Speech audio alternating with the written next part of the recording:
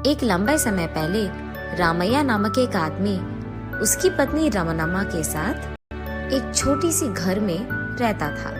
वो रिक्शा चलाते हुए अपने बीवी की देखभाल करता था।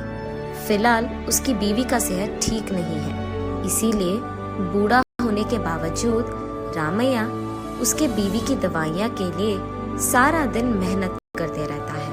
रिक्शा चलाकर आए हुए जो भी पैसे वो अपने बीवी के दवाइयों पे ही खर्च करता था।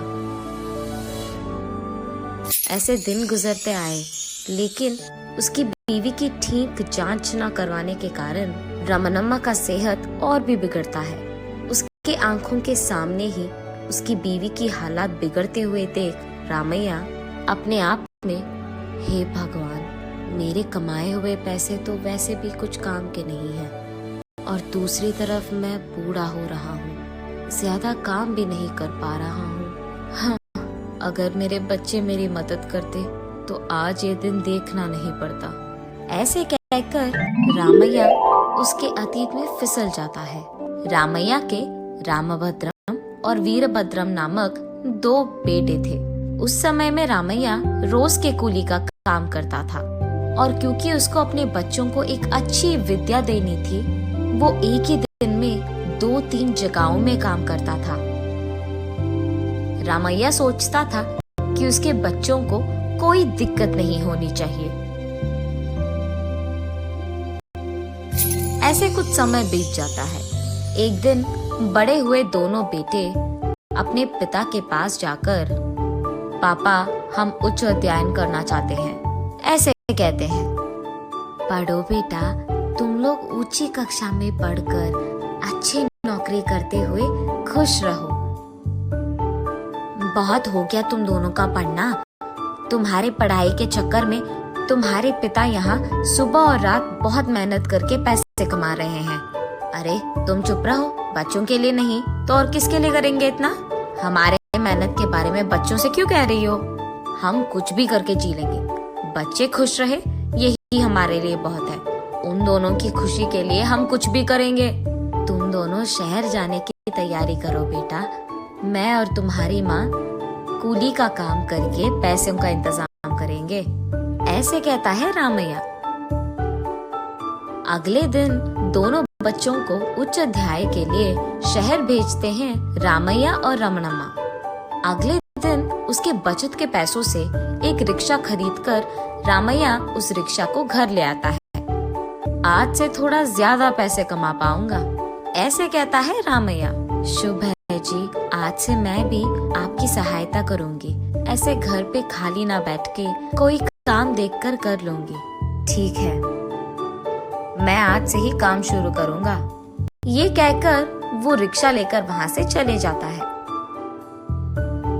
रमनम्मा भी ईंटों के व्यापार में ईंट यहाँ से वहाँ पहुँचाकर रोज की कूली थोड़ा कमा लेती थी।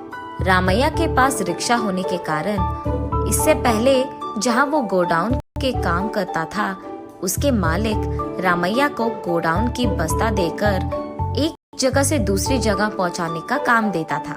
फसल की गोडाउन में फसल के बैगों को एक जगह से दूसरी जगह पहुँचाते हुए बाकी खाली समय में ग्राहकों को एक जगह से दूसरी जगह तक पहुंचा देता था। ऐसे वो कुछ पैसे जमाता है। ऐसे वो दोनों बहुत मेहनत करके पैसे बचाकर उन पैसों को थोड़ा भी खर्च किए बिना जब भी उनके बेटे पैसे मांगते थे, उनको सारा का सारा पैसा दे देते थे, ताकि उन दोनों को कोई दिक्कत ना हो।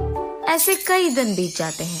कुछ दिन बाद उन दोनों बेटों की अच्छी नौकरियां लग जाते हैं। वो दोनों तो सुंदर लड़कियों से शादी भी कर लेते हैं। वो विषय वो अपने माँ बाप को फोन पे एक दिन कहते हैं। माँ बाप को समझ में नहीं आता है कि वो इस बात का खुशी ले कि वो दोनों अच्छे नौकरियां लेकर सेटल हो गए, कि इस बात की दुख करें कि माँ बाप को बताए बिना उन दोनों ने शादी भी कर लिया। अच्छा बेटा, तुम लोगों की खुशी में ही हमारी खुशी है। थोड़ा दुख तो है कि हमें कम से कम बताए बिना तुम दोनों ने शादी कर लिया, लेकिन चलो अब जो हो गया सो हो गया। बहुओं को लेकर घर तो आ जाओ बेटा। पापा, वो क्या है कि वहाँ आने का समय अब हम लोगों के पास नहीं है। समय देख कर आ जाओ बेटा, माँ तुम लोगों को बहुत याद कर रही है, ऐसे कहता है। ठीक है। ऐसे रामभद्रम फोन कट करता है। घर जाकर जो कुछ भी हुआ रामैया रमनम्मा को बताता है। तब रमनम्मा, हाँ देखा आपने, हमें बताए बिना शादी तक कर लिया इन लोगों ने। अरे छोड़ दे, जो हो गया सो हो गया। बहू बेटों को मैंने घर बुलाया, वो लोग आ जाएंगे, ठीक है। ये कहे कुछ दिन बीत जाते हैं। रामैया और रमनम्मा दोनों अपने बेटों का इंतजार करते ही रहते हैं और बेटों से उनको कोई समाचार नहीं मिलता है। इसी कारण रामैया अपने बेटों को फोन करता है। क्या हुआ पापा, क्यों कॉल किया आपने? मैं और माँ तुम लोगों के घर आने का इंतजार कर रहे हैं बेटा। तुम लोगों के घर आएंगे कहकर बहुत दिन हो गए ना, इसीलिए। अब आना नहीं होगा पापा, कितने बार कहूँ मैं आपसे। बेटा वो माँ तुम लोगों को बहुत याद कर रही है, एक बार आके तो चले जाओ। रामभद्रम के ठीक बगल में मौजूद वीरभद्रम फोन लेकर, पापा भैया बोलने के लिए शर्मा रहे हैं कि हमारा पिता एक रिक्शा पुलर है तो हमारी बेइज्जती हो जाएगी, और इतना ही नहीं, बहुएं वहाँ आएंगे भी तो उस छोटी घर में रह नहीं पाएंगी। इसलिए आप इस बात को समझ लो, हजम कर लो और हमें फोन करना बंद करो। ये कहकर फोन काट देता है। रामैया को मुंह से बात नहीं निकलती है और आंखों से आंसू निकलती है। ऐसे रोते वो अपने घर पहुंचता है। उसी दुख में घर आए रामैया को देख रमणम्मा, अरे रे क्या हुआ जी आपको? हाँ, मैं रिक्शा पुलर हूँ। ये बात अगर किसी को पता चल गया तो तुम्हारी बेटों की बेइज्जती हो जाएगी, और इतना ही नहीं, बहुएं इस गांव में इस छोटी सी घर में रह नहीं पाएंगी, इसीलिए तुम्हारे बेटे घर आना पसंद नहीं करते हैं। उन्होंने यही बात किया था फोन पे। ये सुनकर रमनम्मा, क्या मेरे बेटों ने इतनी बड़ी बात कही? निराश होते हुए हाँ का इशारा करता है रामैया। मेरे कहने के बावजूद आपने सुबह रात हर दिन बहुत मेहनत की है उन लोगों के भविष्य के लिए, उन लोगों के महान बनने के लिए। अब देखो कितने महान बन गए हमारे बेटे, इतना कि उन्होंने कह दिया कि फोन भी मत करो। ऐसे रोते हुए कहती है, हाँ इतने बड़े बन गए कि माँ बाप का नाम कहते हुए शर्म आती है उनको। उसी दिन से उसी बात के दुख में रमनम्मा का सेहत बिगड़ने लगता है। अतीत से बाहर आकर रामैया उसके आंखें पोंछकर रिक्शा पे बैठकर ग्राहकों को ढूंढने लगता है।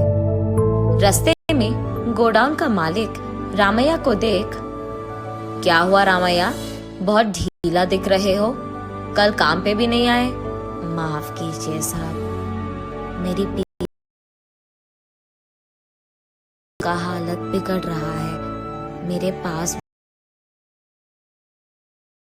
कल पूरा उसका देखभाल कर रहा था, उसके पास